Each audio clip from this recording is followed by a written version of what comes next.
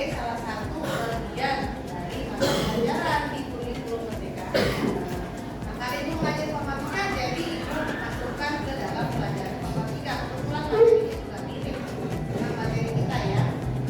Oke, ini judulnya adalah etika dan resiko kecerdasan artifisial. Ini diambil dari modul kedua di pelatihan ibu KKA namanya. Oke, ini adalah tujuan pembelajaran. Ada 4 tujuan pembelajaran. Peserta didik mampu memahami konsep kecerdasan artifisial generatif atau disingkat dengan generatif AI dan implementasinya. Yang kedua, peserta didik mampu mengenali etika dan resiko penggunaan AI. Ketiga, peserta didik mampu menggunakan data AI untuk membuat desain logo sederhana yang bermanfaat. Yang keempat, peserta didik mampu menentukan sikap kritis dan etis dalam memanfaatkan teknologi AI. Jadi itu ya tujuan pembelajarannya. Nah, sekarang kita masuk ke materi awal. Kalau di Indonesia kan AI itu namanya menjadi kecerdasan artifisial. Baca nggak sih ini? Apa?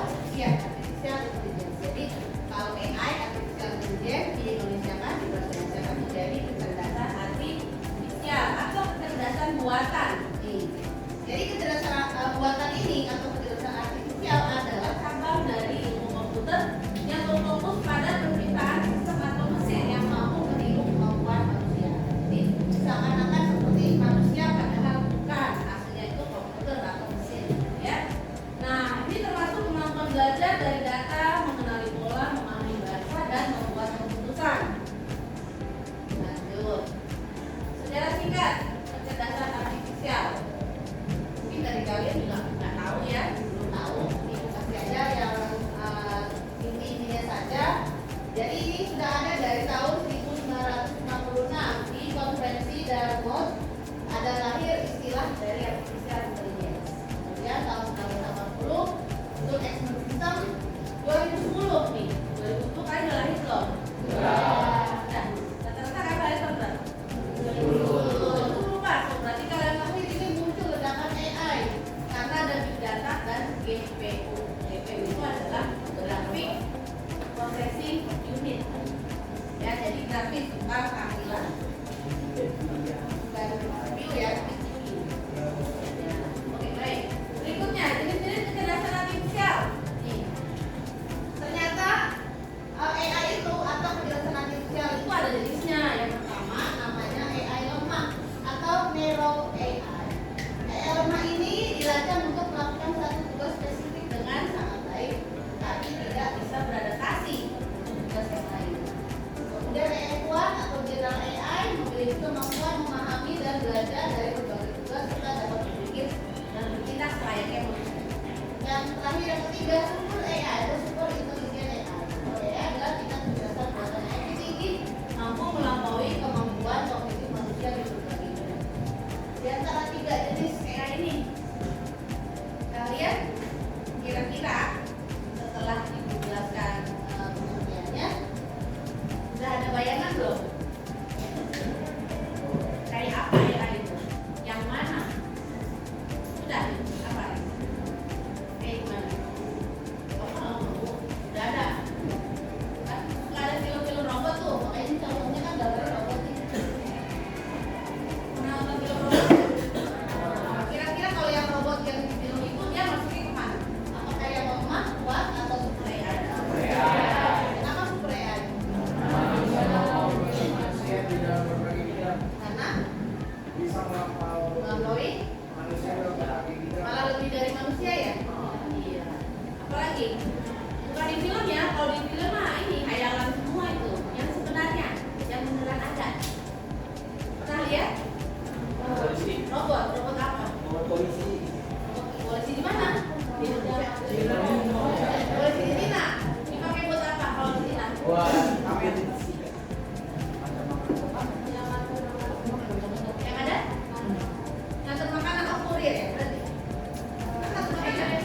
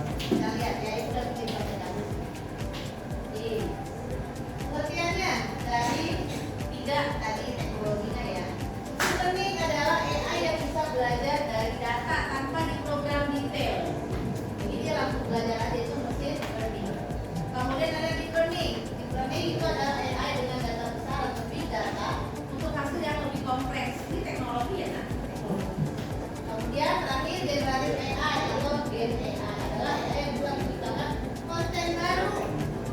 Konten itu berupa teks, gambar, musik, atau video. Contohnya ChatGPT memilih Kaswaya dan lain-lain. Kamu lebih familiar yang mana? Yang bawah ya? Ya, berarti untuk kita nih, Ibu dan kalian lebih familiar dengan teknologi AI itu namanya generatif AI atau disingkat dengan Gen AI. Itu loh, karena kita sering pakai kan? ChatGPT, ya, Gemini, apa lagi selain ChatGPT Gemini? Canva pernah pakai? Selain apa?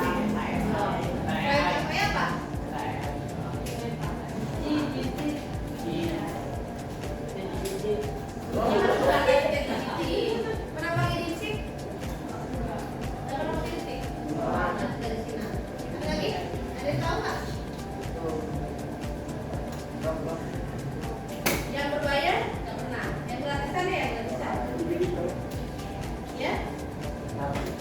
Belum pernah. Kalian pernah dengar Sumo? Sumo AI? Pernah dengar? Oh, Sumo AI itu buat bikin musik. Wow. Oke, ya lanjut ya. Ini penerapannya dulu deh. Penerapan kecerdasan artifisial. Tadi kalian sudah menyebutkan untuk penerapannya bisa digunakan di mall ya sebagai sarana untuk mengantarkan makanan, membuka bagi pengunjung yang datang. Nah, itu berarti dari segi marketing bisa, dari segi makanan juga bisa. Ini ternyata bisa dari kesehatan, keuangan, transportasi, dan lain-lain. Buat transportasi udah ada ya sekarang ya, yang mobil nggak pakai supir. Atau kendaraan transportasi yang nggak pakai supir. Pernah kamu naikin, tapi kamu nggak sadar. Apa contohnya? LRT. LRT itu ada nggak ada mesinnya, pernah nggak ada masinisnya. Kamu pernah duduk di paling depan atau paling belakang? Coba ngintip, ada nggak masinisnya? Semua itu di program. Ya, jadi sebenarnya kita sudah mengalami AI ini ya, kecerdasan artifisial. Lanjut manfaatnya. Ini manfaatnya dari berbagai bidang. Ada efisiensi dan otomatisasi, jadi tidak menggunakan tenaga manusia. Kemudian mengambil keputusan berbasis data, dapat menganalisis data dalam jumlah besar dan bisa memberikan hasil yang akurat. Selanjutnya, etika penggunaan. Ini paling penting nih, yang untuk kalian, karena materi itu adalah tadi etika dan resiko kecerdasan artifisial. Etika yang dulu pertama, etika dari penggunaan kecerdasan artifisial pertama adalah transparansi. Tahu transparansi? Transparan berarti harus jujur bahwa karya yang dibuat oleh kita kamu dan ibu dibantu dengan ya, jadi jangan mengklaim kalau itu buatan kita sendiri.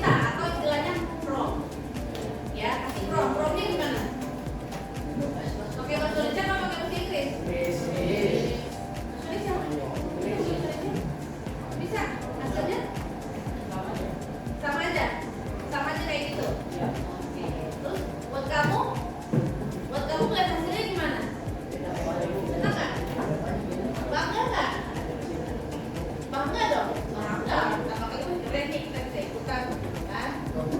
Tapi jangan sampai diklaim bahwa itu buatan kamu sendiri. Karena ada orang yang beneran bisa dia seperti itu, dia menggunakan aplikasi namanya Blender. Ya, beneran itu, bukan pakai AI. Kalau Blender itu dia bikin beneran, karena kan seperti figur beneran. Itu ya Blender 3D. Jadi kalau kamu mau pakai boleh, tapi itu udah hak ciptanya, jadi bukan buatan kita sendiri. Hati-hati. Itu namanya etika ya. Lanjut, risiko. Risiko dalam kecerdasan artifisial ada 4. Yang pertama, bias dalam data. Hasil tidak adil karena data tidak lengkap. Ini kadang suka ada bias ya. Yang namanya AI itu kayak gitu tuh. Jadi nggak bisa dipercaya 100%.